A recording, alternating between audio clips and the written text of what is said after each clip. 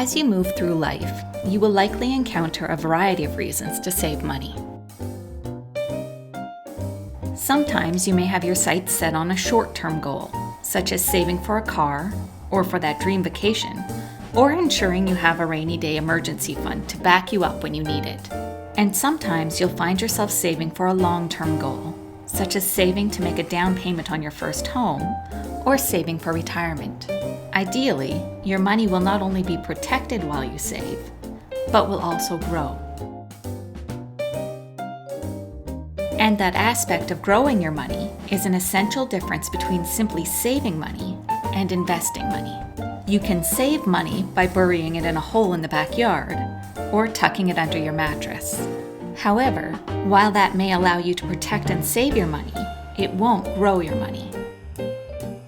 If you want your money to grow, you have a variety of options. You can deposit your money into a savings account at your financial institution. This will allow you easy access to your money at any time, and you will likely earn a small amount of interest on your money. This involves little to no risk and provides a small amount of guaranteed growth if you leave the money in your savings account over time. Most financial institutions will also offer some forms of guaranteed investments that will allow you to grow your money in a safe way with little to no risk. These investments usually offer a higher interest rate than a regular savings account, but the trade-off is in your ability to access the funds. Your funds are often locked in for a set term, or at the very least, are not a quick, simple withdrawal as with a savings account. In most cases, for these investments, the principal, or the amount you invested, is protected, and the interest is often guaranteed. If you have some tolerance to risk and want to see potentially higher returns on your money, you can ask your financial institution or your financial planner about other forms of investments, such as mutual funds or stocks and bonds. For the purposes of this video, we'll discuss the standard low-risk options offered by most mainstream financial institutions. However, keep in mind that most of these options have higher risk counterparts with potential for higher returns, and you can get more information about those options by contacting your financial institution or financial planner. The basic investment type offered at most financial institutions is called a term deposit or a guaranteed investment certificate. Essentially, a term deposit is an investment that promises a guaranteed return at a fixed interest rate over a specific term or set period of time. Usually, you can choose between a redeemable or a non-redeemable option. As the name suggests, a redeemable term deposit allows you to take your money out before the end of the term, though you may receive a lower interest rate for that convenience. And a non-redeemable term deposit will usually offer a slightly higher interest rate, but you may be completely unable to access the funds before the end of the term, or you may be charged an early withdrawal penalty if you do have to take out your money early. It's also important to understand the terms and conditions of your term deposit. Are you able to cash in your redeemable term deposit at any time, or only on specific dates such as the anniversary date of your term? If you redeem early, will you receive the full rate or a reduced rate? How and when is the interest calculated and paid on your term deposit?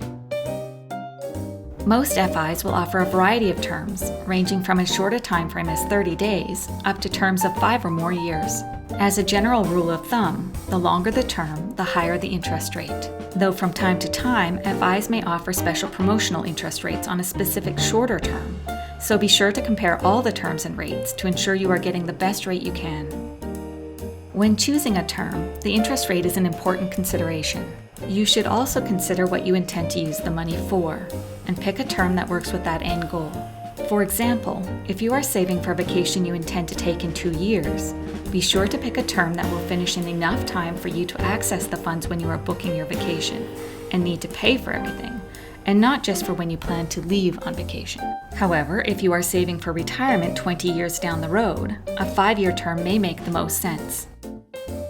Another consideration is what the overall market and economy is like when you are ready to start your term deposit. If interest rates are low, you might want to pick a shorter term and hope that they go up when your term renews. If interest rates are high, you may be better off locking in your money for a longer period of time to ensure the best return on your money. Your financial institution may also offer some more specialized term deposits with slightly different features than the standard term deposits. Some longer term deposits, often called escalators, may offer a tiered interest rate that increases as you move through the term. For example, for the first year you might receive 1% interest, and for the second year you might receive 1.25% interest, and for the third year you might receive 1.75%. Usually these term deposits are redeemable, but of course the longer you leave it in, the more interest you earn. Your FI may offer a term deposit with an interest rate that is linked to the prime rate. For example, the rate you earn may be the same as the prime rate, or even prime plus a certain percentage. So your rate of interest on your term deposit will fluctuate throughout the term, depending on what the current prime rate is. If the prime rate goes up, so does your interest rate. If the prime rate goes down, so does your interest rate. Some FIs will offer term deposits that are linked to certain stock market indexes. Usually, when you invest in these term deposits, your principal is guaranteed and protected, but the growth you receive is linked to the performance of the stock market index linked to the term deposit. If they do well, you could receive a high rate of return over your term. However, if the linked index does not do well, you will receive a very low rate of return, or even none at all. Be sure you understand the terms and conditions of the term deposit when you make your investment. These market-linked GICs or term deposits are usually based on the performance of a specific stock market index, but you may have several different market-linked GIC options to choose from. Often, they will focus on a certain industry or specific national or international stocks. They may even have a responsible investing option that selects stocks based on environmental and social considerations such as human rights, resource development and conservation, sustainability, etc. Registered Retirement Savings Plans, or RRSPs, are a form of retirement savings vehicle with some additional features.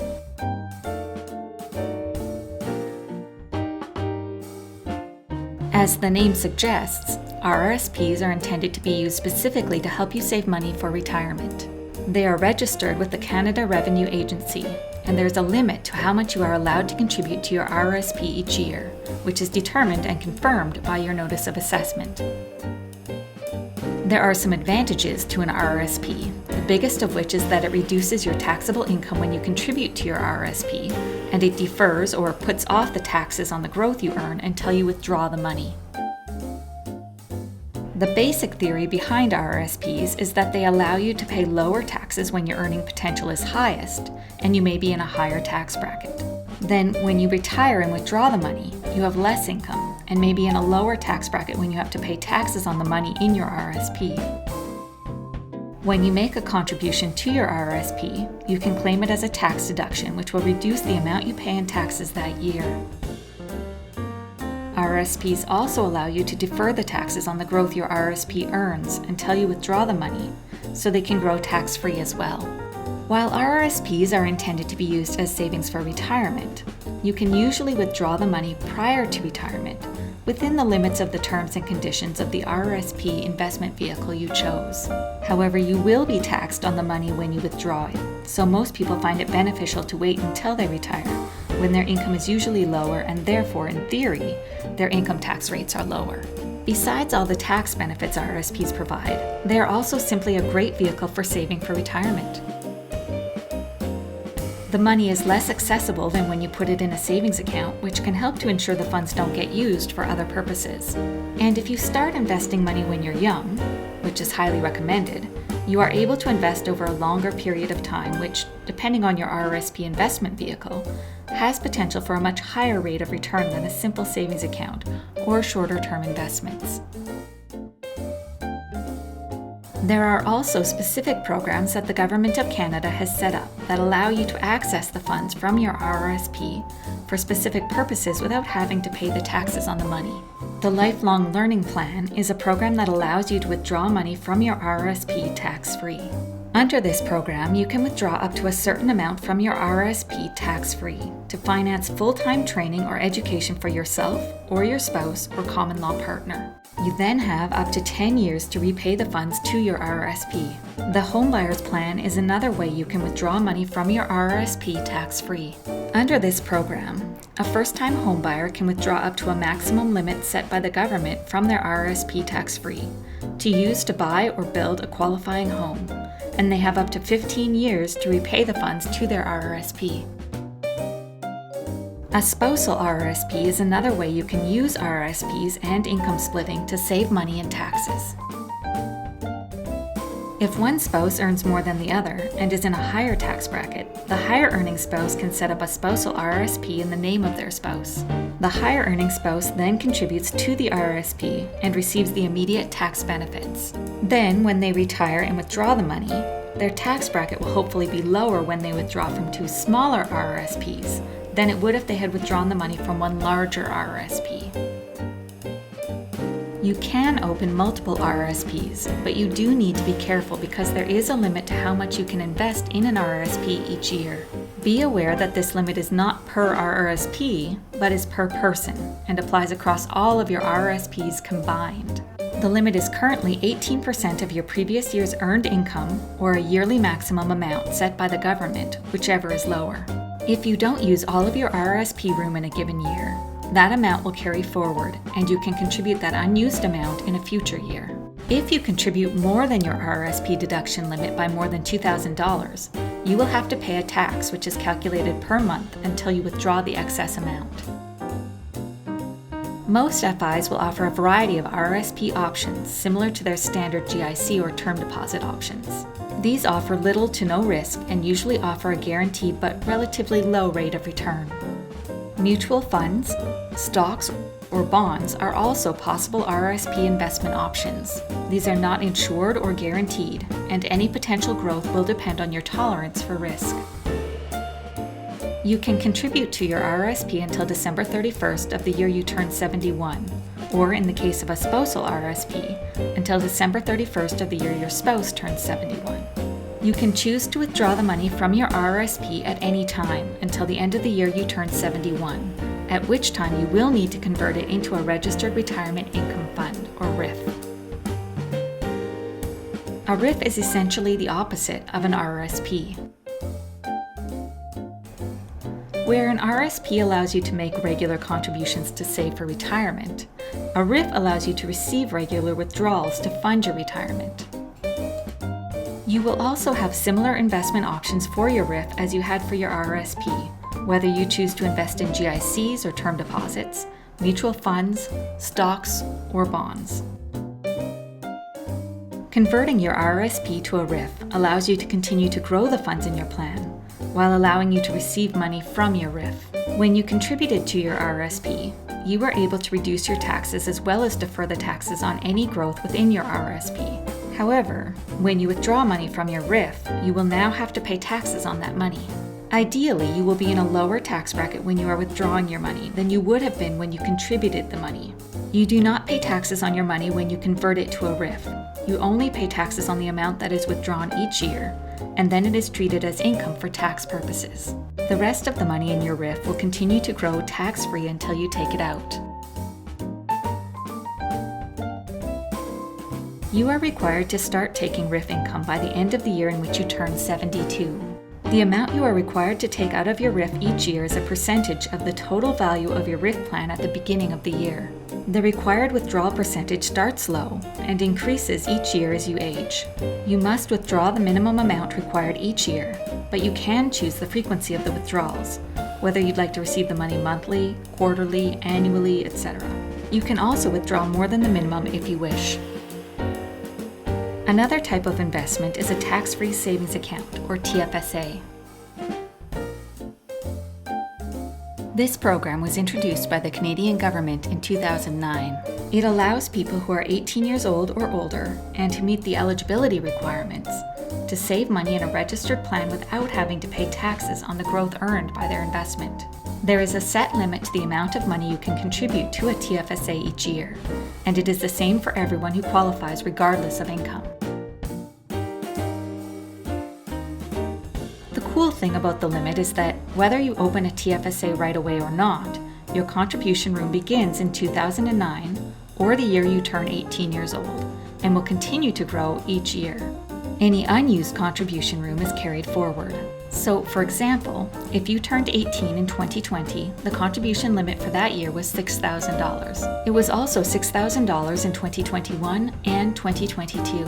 So if you opened a TFSA in 2022, your contribution room would retroactively include all the years since you turned 18, and you would be able to contribute up to $18,000. And as with an RRSP, you will need to be careful not to over-contribute, because if you exceed the contribution limit, you will have to pay a tax on the highest excess TFSA amount during the month for each month until you withdraw the excess amount.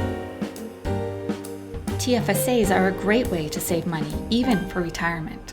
Unlike an RRSP, you do have to pay taxes on the money you invest in your TFSA, but you do not ever have to pay taxes on the growth your money earns in your TFSA. So when you withdraw money from your TFSA, you do not have to pay taxes on your withdrawal. Many people find it helpful to save for retirement using both a TFSA and an RRSP, as they both provide different benefits.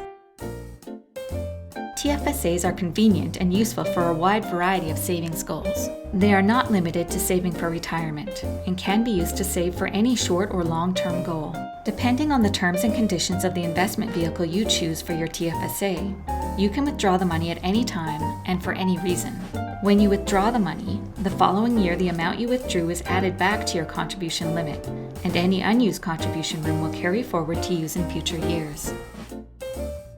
TFSAs also provide a great tax benefit. You can choose all sorts of vehicles to invest in a TFSA, from basic savings accounts to term deposits, and even mutual funds and stocks and bonds. While you do have to pay taxes on the money you invest in your TFSA, you don't ever have to pay taxes on any growth your investment earns. So the higher the rate of return on your investment, the greater the tax benefit from your TFSA. While some investments may interfere with your ability to receive income-based benefits from the government, such as guaranteed income supplement, old age security, employment insurance, child tax benefits, etc., a TFSA does not interfere with these benefits. TFSAs and RRSPs have some different but complementary features. While an RRSP is intended for retirement savings, a TFSA can be used to save for any purpose. RRSPs are tax deductible when you invest, but you must pay the taxes when you withdraw the money. TFSAs are not tax deductible when you invest, but you do not have to pay any taxes when you withdraw the money, which makes any growth your investment earned tax-free. RRSPs only allow you to contribute until you are 71, or your spouse is 71 in the case of a spousal RRSP, whereas there is no age cap for contributions to a TFSA. If you would like help deciding whether a TFSA or RRSP or both will best suit your personal situation, contact your financial institution or a qualified financial planner, and they will be happy to help. In this lesson, we've discussed the basics of a variety of standard investments offered by most financial institutions. As you consider how to save and invest your money, it's always a great idea to contact a qualified financial planner or someone at your financial institution. When you seek advice, it's important that any financial or tax planning is done by a qualified individual. They can give you more in-depth information about all of your options and will be able to help you come up with a savings and investment plan that will work hard to help you accomplish your short and long-term savings goals.